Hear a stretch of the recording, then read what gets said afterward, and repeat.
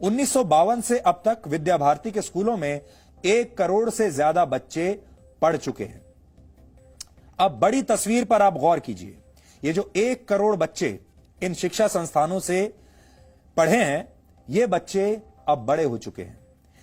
अब ये बच्चे नीति निर्धारक बन रहे हैं। अब ये बड़े बड़े पदों पर पहुंच चुके हैं। अब ये अपने परिवार के मुखिया हो गए हैं। अब ये समाज पर अपना असर डाल रहे हैं। अब ये इस स्तर पर पहुंच चुके हैं कि ये अपने लिए, अपने परिवार के लिए और अहम पदों पर रहते हुए देश के लिए भी बड़े फैसले ले सकते हैं। और इसीलिए आजकल आप देख रहे हैं कि अब भारत में राष्ट्रवाद की बात हो रही है, अपने देश के मूल्यों को आगे बढ़ाने की बात हो रही है, मातृभाषा में पढ़ाई करने की नीतियां बनाई जा रही हैं। और ये सब अचानक नहीं हुआ। अगर आपको ऐसा लगता है कि ये सब सिर्फ 5 साल में हो गया, 7 साल में हो गया, 2014 के बाद से ही हुआ है, तो ये गलत है। ये जो बदलाव है, ये बहुत धीरे धीरे हुआ है और इस बदलाव ने कई दशकों का समय लिया है। ये एक लंबे इंतजार और लंबे प्रयास का फल है। यहां गौर करने वाली बात यह भी है कि राहुल गांधी को अपनी राजनीति में अलीगढ़ मुस्लिम विश्वविद्यालय से कोई परेशानी नहीं, जबकि उसके संस्थापकों ने देश की आजादी की जगह मुसलमानों के लिए यह समझाया, ताकि मुसलमानों को पढ़ने के लिए समझाया ताकि वो हिंदुओं से पिछड़ न जाएं। यूनिवर्सिटी के नाम में मुस्लिम यूनिवर्सिटी डाला, यह कहते हुए कि यह सिर्फ मुसलमानों के लिए है। और यही वो सोच थी जिसने आगे पाकिस्तान को जन्म दिया।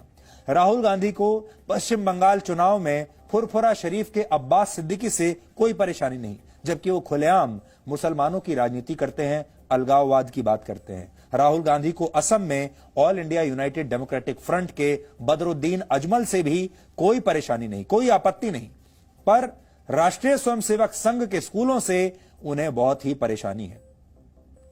देश को राहुल गांधी की सोच का सच बताने के लिए आज हमने ये तय किया कि हम बाहर निकलेंगे और आरएसएस द्वारा संचालित कुछ स्कूलों में जाएंगे, क्योंकि हो सकता है आप लोगों के मन में भी आरएसएस द्वारा संचालित स्कूलों को लेकर बहुत सारी गलतफहमियां भर दी गई होंगी। और ये गलतफहमियां और ये दुष्प्रचार सेकुलरिज्म के नाम से होता है, धर्मनिरपेक्षता के नाम से होता है, और अपने आप को लिबरल बताने वाले नेता, बुद्धिजीवी, पत्रकार, बड़े बड़े ऑथर, लेखक, ये सारे लोग सेकुलरिज्म के नाम पर आरएसएस पर हमला करते हैं और ये कहते हैं कि इन स्कूलों में कट्टरवादी शिक्षा दी जाती है। इसलिए आज हम आपको ऐसे ही स्कूलों में लेकर चलेंगे। आप खुद अपनी आंखों से इस ग्राउंड रिपोर्ट के जरिए देखिए कि इन स्कूलों में आखिर होता क्या है। ओम भूर्भुवः स्वाहा तत्सवितुर्वरेण्यं भर्गो देवस्य धीमहि धियो यो नः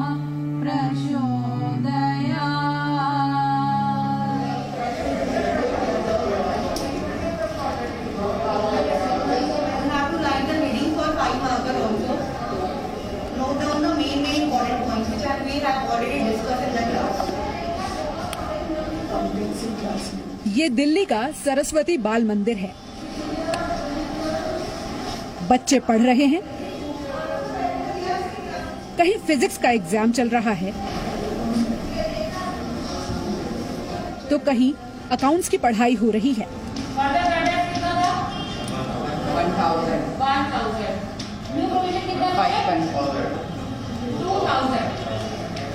ये बच्चे आज राहुल गांधी से कुछ कहना चाहते हैं। इस पॉइंट को जरूर करना। मैं उनसे यही कहना चाहूंगी कि जिस व्यक्ति को ये नहीं पता कि एनसीसी क्या है, जिस व्यक्ति को इस बात का ज्ञान नहीं है कि उत्तर और दक्षिण के लोगों में समझदारी की कमी नहीं है, आप जाके केरला में ये बोलते हैं कि वहाँ के लोगों को मुद्दों की ज्यादा समझ है, बल्कि ये तो आप एक तरीके से कहना चाह रहे हैं कि इतने सालों से जो अमेठी के लोग आपको जिताते थे वो बुद्धू थे वो आपको वोट दे के इतने सालों तक जिताते रहे। आपकी बहन यूपी में प्रचार करती हैं और आप जाके बोलते हैं वहाँ के लोग बेवकूफ हैं। तो people are smart, they understand things. पहले तो उनको अधूरा ज्ञान है और जब अधूरा ज्ञान हो तो कुछ भी ऐसे नहीं बोलना चाहिए, कुछ इन्फॉर्मेशन कलेक्ट करके बोलना चाहिए। वो कभी भी हमारे स्कूल में आए नहीं है लेकिन फिर भी उन्होंने कुछ भी बोल दिया जो उनके मन में आया। तो पहले तो ये गलत था, इतने बड़े लीडर है वो पार्टी के, तो उनको ऐसे नहीं बोलना चाहिए था और उनको सार्वजनिक रूप से माफी मांगनी चाहिए। किसी भी बच्चे को आतंकवादी से कंपेयर करना इतने बड़े पार्टी के लीडर की सोच दर्शाता है। मैंने कभी भी इतना एक्सपेक्ट नहीं किया था कि इतने बड़े बड़े लोगों की इतनी छोटी सोच भी हो सकती है। एक शायर है वसीम बरेलवी, उन्होंने कहा है उसूलों पर जो आंच आए तो टकराना जरूरी है। और इसीलिए यहाँ जो बच्चे हैं वो अपनी अलग अलग बातों के जरिए सिर्फ ये बता रहे हैं कि वो क्या पढ़ रहे हैं, क्या बनना चाहते हैं, और अगर कोई उनके स्कूल के बारे में, उनकी शिक्षा पद्धति पर सवाल उठाता है तो उसे वो क्या जवाब देना चाहते हैं। राहुल गांधी के बयान पर आरएसएस के स्कूलों में पढ़ने वाले बच्चे क्या सोचते हैं, ये तो आपने सुना। अब ये भी सुनिए कि यहाँ पढ़ाने वाले शिक्षक राहुल गांधी के लिए क्या संदेश लाए हैं।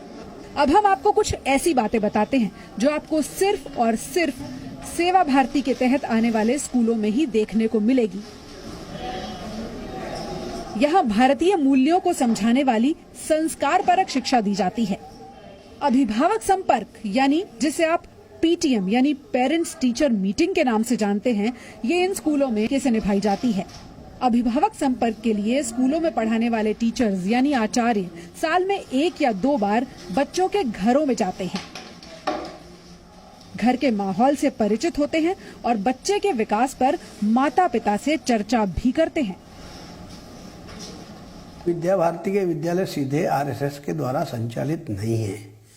विद्या भारती के विद्यालयों के दृष्टि से सभी प्रदेशों में समितियां हैं जो रजिस्टर्ड है। उसके बाद विद्यालयों में अनेक प्रांतों में वहाँ विद्यालयों की समितियां भी रजिस्टर्ड है जो वहाँ के रजिस्ट्रार ऑफ सोसाइटीज के एक्ट के अंतर्गत चलती हैं। कुछ ट्रस्टों के द्वारा चलाई देखो जो पब्लिक ट्रस्ट है, और इसलिए उन सभी का सभी प्रकार से ऑडिट होता है। शैक्षिक दृष्टि से सरकार के द्वारा निरीक्षण होता है तो उनको मालूम रहता है हमारे यहाँ क्या विषय चलते हैं, क्या पुस्तकें चलती हैं। आर्थिक दृष्टि से भी जो पूछा था राहुल गांधी ने, प्रश्न उठाया कि इनका पैसा कहाँ आता है, तो जो फीस आती है उसके माध्यम से पैसा आता है। बाकी समाज से अनुदान एकत्रित करते हैं और उनका सबका विधिवत ऑडिट किया जाता है। स्वामी विवेकानंद की तस्वीर के बिना हर स्कूल अधूरा है। भारत माता की तस्वीर, भारत का नक्शा, माँ सरस्वती की वंदना के बिना प्रार्थना अधूरी है। स्कूल में न तो राजनीति की बातें होती हैं, न किसी धर्म को मानने या न मानने की। क्रिएटिव आर्ट्स, खेल कूद और अलग अलग प्रतियोगिताओं में मेडल जीतने वाले बच्चे यहाँ जरूर मिलते हैं, और हाँ, प्रेरणा देने वाले संदेश भी। मैम, को करिकुलर एक्टिविटीज में एजुकेशन का एंटरटेनमेंट पार्ट है, और जिसको हम नाम देते हैं एंटरटेनमेंट या एजुटेनमेंट। तो उसमें स्पोर्ट्स आता है, म्यूजिक आता है, डांस आता है, उसमें डिफरेंट एक्टिविटी, ड्रामेटिक्स आता है उसके अंदर। तो हमारे बच्चे सभी एक्टिविटीज में पार्टिसिपेट करते हैं एंड बहुत सी जगह पर नेशनल लेवल तक प्राइज जीतते हैं। SGFI जो हमारा नेशनल लेवल का कंपटीशन होता है, अभी इसी साल हमने उसमें 11 गोल्ड मेडल जीते हैं। पिछले कई सालों से राष्ट्र ने यही देखा है कि जब जब भी आप कुछ बोलने की चेष्टा करे हो तो ठीक से आपने समझा नहीं, समझकर बोलना चाहिए। जिस शब्द का आप उच्चारण कर रहे हो एक बच्चे के लिए, एक शिक्षा संस्थान के लिए, तो जिसका अपमान कर रहे हो, उसमें आरएसएस का कोई कार्यकर्ता अपमानित नहीं हो रहा है। आप तो राष्ट्र को अपमानित कर रहे हो, क्योंकि मनुष्य से ही तो राष्ट्र है और मनुष्य का शिक्षित होना उसका अधिकार है। और शिक्षा कहाँ प्राप्त होती है? विद्यालयों में। तो आप एक विद्यालय शिक्षण संस्थान को अपमानित करने जा रहे हो। आप भी कभी न कभी किसी न किसी विद्यालय में जरूर गए होंगे। क्या किसी ने टीचर, किसी भी अध्यापक ने आपको आतंकवादी शब्द से संबोधित किया? क्या आज आप ऐसे शब्द बोल रहे हो? दीप ज्योति जनार्दन। स्कूल में सुबह की प्रार्थना, इंटरवल के दौरान भोजन से पहले प्रार्थना और स्कूल की छुट्टी के वक्त प्रार्थना जरूरी है।